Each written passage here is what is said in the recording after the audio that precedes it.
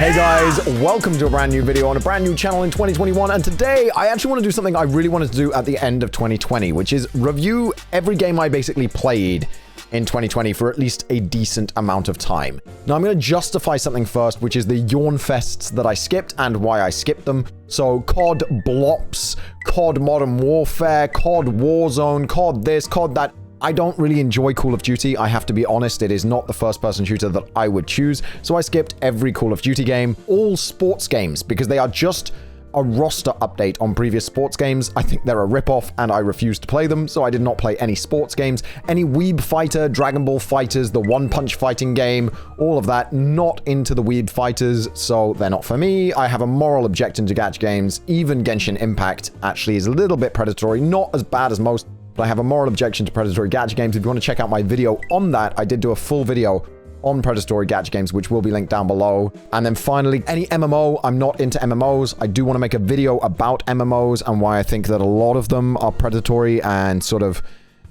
aim to get you addicted. So I'm not into something that makes you addicted, especially as I have a highly addictive personality. So I have to be very, very clear about what I play or what I consume or anything, because I know I've got an addictive personality. I know I'm at risk of becoming addicted to these things, and I don't want to be, so I don't play them. So let's talk about games I actually played and have played enough of, because enough of is important to have an opinion on. Not all of these were played on stream or on video. I do play video games off stream and off video. But let's start with the first game of the year that I played, which was Monster Hunter World Iceborne.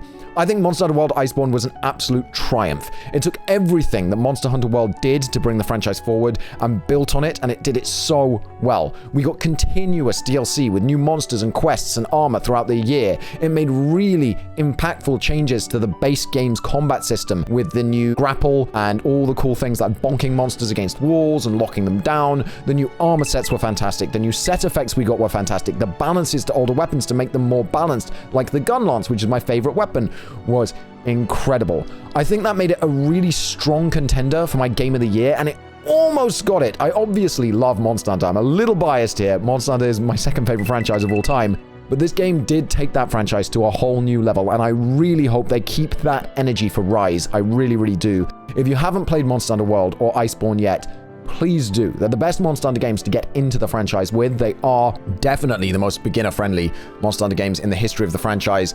They are an absolutely fantastic time. They are a ton of fun, and I still play it to this day, and it came out in January of 2020. And 2020 has been a long year. So absolutely a game that I think you guys should play. Next up, Ori and the Will of the Wisps. The first Ori game was a masterpiece, and this is no different. We had fluid movement, responsive combat, and absolutely stunning visuals in this game, backed up by a fantastic soundtrack, and it really was one of my favorite games of the year. I lived for every moment of this game. I think I've played it through twice already, and I do really want to play it through a third time. I think this time on stream. I think finally I'm ready to it's not just my relaxation game. I can actually have fun. It's a Metroidvania style game. It's a fantastic game, and if you haven't played it yet, I really do recommend it. Doom Eternal. What can I say about Doom Eternal? This game is insanely satisfying. The combat in this game is insanely satisfying. They built on the original Doom, but this time with way more movement options, which was the main lacking factor in the original Doom, and really satisfying ways to kill certain enemies in certain ways to get better rewards or easier kills or anything. I think that this is one of the most intense FPS games ever, and definitely one of the best action games of the year. Like, for FPS action, it's a strong indicator, to me at least, that eventually PvE games are going to be just as exciting to watch as top esports titles from a skill perspective. And if you don't believe me on this, please go and watch a Doom Eternal no major glitches speedrun, and you might just be converted. You might just become a believer. The only problem with Doom Eternal is that it had the misfortune of launching on the same day as Animal Crossing New Horizons. What can I say about Animal Crossing New Horizons? I loved it. I loved this game, and it was my first major Animal Crossing game. I've dabbled a teeny tiny bit in the past, but I've never really played, and I loved every minute of playing this game. Multiple times, I'd stream 2 or even 3 different streams in a day. One time, I went 12 plus hours, lost track of time, ended up going to bed at 6 a.m. I played it with viewers. I played it in call with Shofu and the crew, and I had so many laughs, you know, sharing each other's islands or getting all the different fruit and making our little orchards and terraforming the islands. Pen Island was the greatest island of all time, and I really did love every moment of this game. I loved playing on the couch with my wife in the mornings. I loved playing it on stream with you guys. I loved playing it with all my friends and everything, and unfortunately, this game was soured for me by an experience completely unrelated to the game, and that is the false report for transphobia because I said, just wait until I have a penis, about my island, Pen Island, which I was terraforming. Yeah, I'm a child, right? I'm a child, but I don't think it deserved a permanent ban on Twitch for transphobia. It was a very scary moment where I thought I had lost my living. I thought I was going to have to quit content creation, go back to genetics, and it was just a very unpleasant 6 days or whatever that I was banned. Really did not have a good time there, so it soured the game for me, and I actually haven't booted it up a single time since, and that makes me sad. And maybe I should give it another shot. Maybe I should try and recapture that enjoyment, but it really did kind of spoil things for me. So I genuinely think you guys should play it. I'm just explaining my personal perspective on things. The Final Fantasy VII Remake, however, was stellar. I had a fantastic time playing through it. Yes, some of the side quests were lackluster and felt like filler. Yeah, the main story was a little dragged out compared to the original, and yeah, some characters were annoying as hell, but those are minor gripes. Those aside, the combat was responsive and rewarding and exciting and dynamic. The story was deep and engaging, which it always has been since, you know, the original game came out, so I'm not sure how much credit I can give to this game. The characters from one of my favorite childhood games, though, being brought to life in so many different ways, so emotive and deepening their stories and adding to their stories, exploring Midgar and interacting with basically every NPC. They all had something to say. The cafes felt alive. The shops felt alive. They felt like every character was a person. Honestly, the game was phenomenal. But my only major gripe for this is the twist at the end of the story. I don't want to say too much here because I don't want to spoil it for anybody, but I have a real aversion to time travel bullshit in video games, like all the time travel nonsense that's just a crutch for storytellers. I don't think it's a good addition to the phenomenal story that was Final Fantasy VII in the beginning. I mean, there's a reason that Final Fantasy VII has spawned so many spin-offs, and that is that the world was so incredible and the story was so incredible. So I really think they could have just stuck to that story, split it up into the 3 parts like they have, and just not messed with it. And I think that that would have actually made it a better game. Next up, Minecraft Dungeons. Ooh, garbage. Baby Diablo, right? And I really, really love dungeon crawling games like Diablo, like Path of Exile. I really want to try, even though it's a bit more MMO-y. But these dungeon crawling games I'm super, super into, and I had really, really high hopes for Mojang Studios making a dungeon crawler. I mean, they made the most popular game of all time. They're basing the dungeon crawler in their universe from the most popular game of all time. You really think it would be a hit, but it's not. When I played it, the characters all felt samey. No matter what build you had, it always felt like you were playing the same. I have heard that the DLC has improved this. I have heard that they've worked really hard on it. But as an initial impression, right when the game came out, it's a miss from me. Ghost of Tsushima. Satisfying, responsive combat, fantastic combat. A decently engaging story. It wasn't the best story ever. A fantastic upgrade tree with tons of customization. Hidden sword techniques to earn through super challenging side quests with good stories to them. Amazing scenery. A really unique waypoint mechanism where the wind would blow you in the direction of the waypoint that you'd set. And an art style that was phenomenal. Absolutely to die for. All the different settings that you had. The black and white sort of film noir setting. These incredible art direction of this game. And honestly, every destination in the game was incredible. The environments of the destinations were awesome. The stuff to do there was great. There was so much to do. They felt so alive. And then it was absolutely let down by the travel between these destinations. The world felt empty. Too big. Too long just riding on horseback for 15 minutes before I found something. Too much walking in a direction for 5 minutes without anything of interest happening except maybe, oh, a fox shrine or this or that. Like just collectible nonsense. And I feel like this game would have really benefited from more of a sort of Souls style of world, where it's a little bit less open, a little bit more restricted, a little bit more linear, but in a good way, a more focused way. This game needed focus, and I think that's where it really suffered for me. Honestly, there's a real gem of a game in here somewhere, but I didn't get to play it. For me, unfortunately, it may be a testament to my short attention span or the fact that I'm trying to create content and I don't have as much free time as I used to play this kind of game, but I feel the game was too open and there just wasn't enough between areas, and it felt like those empty spaces were filler. It felt like incredibly long loading zones more than anything else, and that was a real shame. Fall Guys Ultimate Knockout. How can you talk about 2020 without talking about Fall Guys? One of the 2 breakout party games of the year, and it's a super fun party game. I really enjoyed it for a time. Eventually, it got a little bit samey and I stopped streaming it, and I really think I should give it a chance in Season 3 because they do mix it up a lot between seasons. I actually skipped Season 2 entirely, but the game was free for me on PS4, and I had an absolute ball of a time. There weren't hacker problems on PS4 like there were on PC. I thoroughly enjoyed myself streaming it, and if you haven't tried it yet, give it a shot. Like, Fall Guys is a great game, and if you haven't tried it yet, it's absolutely worth a shot. It's absolutely worth the, I think, 60 hours of playtime I put into it. Fantastic game. Really loved it, and their social media has been an absolute delight in an otherwise pretty bleak year. Now, Hades. Oh boy. Game of the year. Game of the year. Supergiant don't miss. Every game they make is fantastic, and Hades is no exception. The game is stunning. The art direction is flawless. The music is incredible. The combat is satisfying and tightly designed. It's just the right amount of roguelike, where you feel like you're making progression overall, but each run feels distinctly its own. You can pick it up and play it for 15 minutes, or you can play it for 10 hours and not even notice. I've played through the game and beaten Hades 20-odd times, and I don't think once that the 2 builds were even close to similar.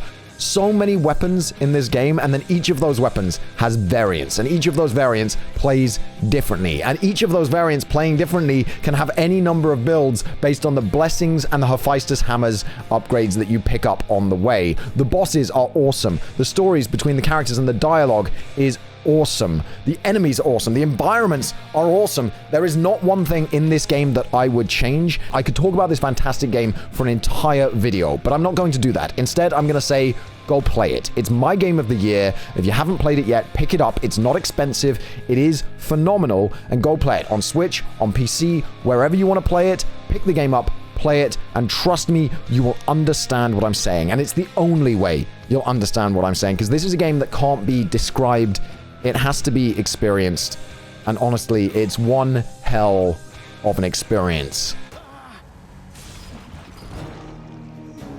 From Game of the Year to Trash of the Year, Super Mario Bros. 35. It's a bad set of ports of games that we've played 100 times already that have been ported to any number of consoles, with poor controls that are very loose, dead areas on the stick in Mario 64, weird control decisions for Pro Controller in Super Mario Sunshine. There are way better ways to play all of these fantastic games. The games on their own are fantastic. This bundle is not worth it. I have no idea where they made it other than money. And, well, money. Hyrule Warriors Age of Calamity. Now, I am a Zelda fan.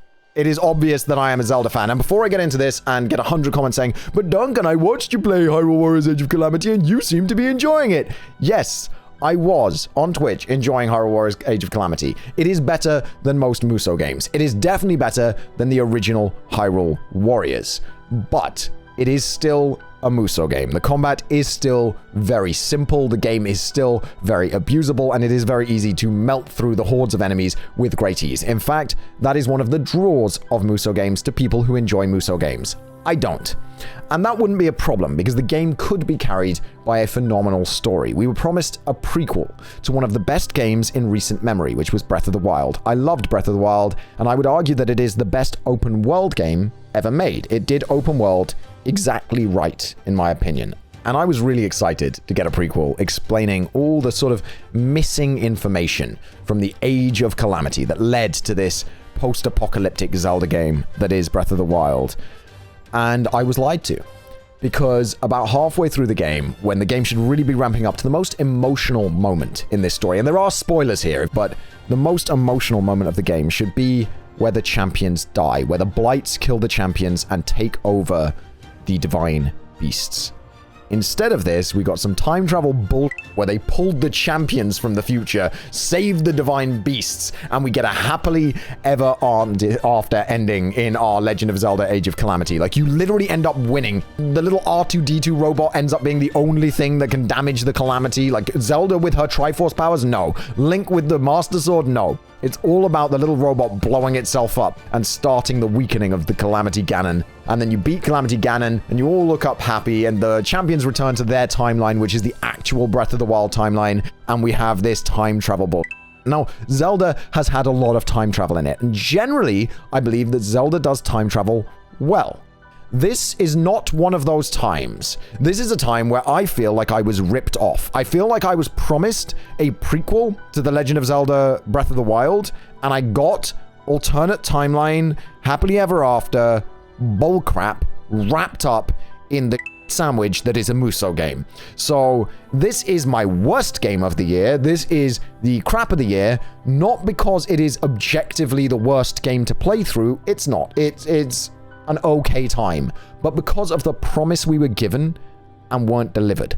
I think that this is borderline false advertising when they sold it as a prequel to Breath of the Wild. It is not a prequel to Breath of the Wild in any stretch of the imagination. Even if you view it as a separate canon timeline, it doesn't matter. It is not a prequel to Breath of the Wild, okay? It's just not. It was time travel to justify extra characters, just like the original Hyrule Warriors failed on the portal from different dimensions to bring in all the different characters from all the different Zelda games. It makes no sense, it's not good, and it made the game crap, in my opinion. So I apologize if you enjoyed it and you have a different opinion to me, and you're absolutely entitled to that. But Age of the Calamity is the absolute miss of the year for me.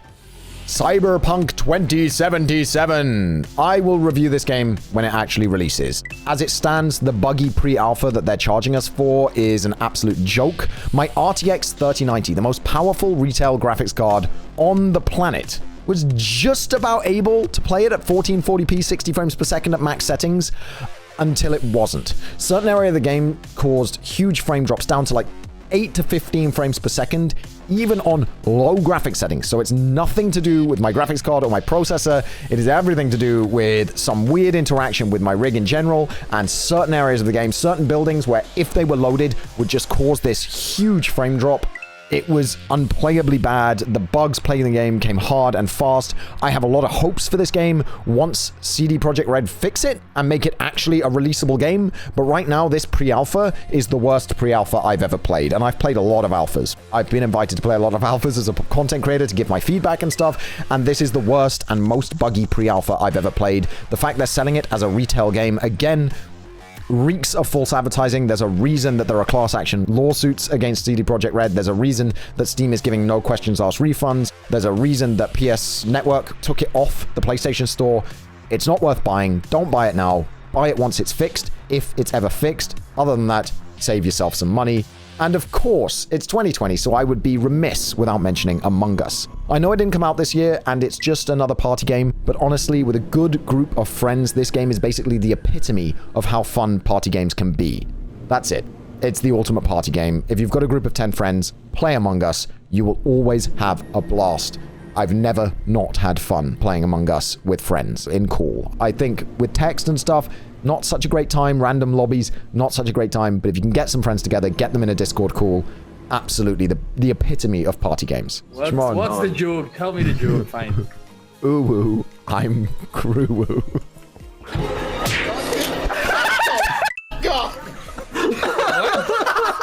Now, I also didn't play a ton of games this year that I really wish I had. And just to mention a few, Meat Boy Forever, Assassin's Creed Valhalla, the Battletoads remake or reboot, Paper Mario, Neo 2, so many more. There are loads of games that I just did not have time to play. 2020 was actually a pretty good year for gaming. We got a lot of really, really good games in 2020. And yeah, we got a couple of stinkers, but not that many. And I wanted to play a lot more games than I did. Unfortunately, my free time was a little lacking this year. We've had a lot of stresses changes and things going on in my personal life, but hopefully in 2021 I'll be able to play a lot more. If there's any game from 2020 that I haven't mentioned here at all and you think I really missed out on, let me know in the comments down below. If you are interested in a video on all the time travel bullshit in video games and why I hate it, then let me know about that as well, and I'll see you guys next time. Bye bye.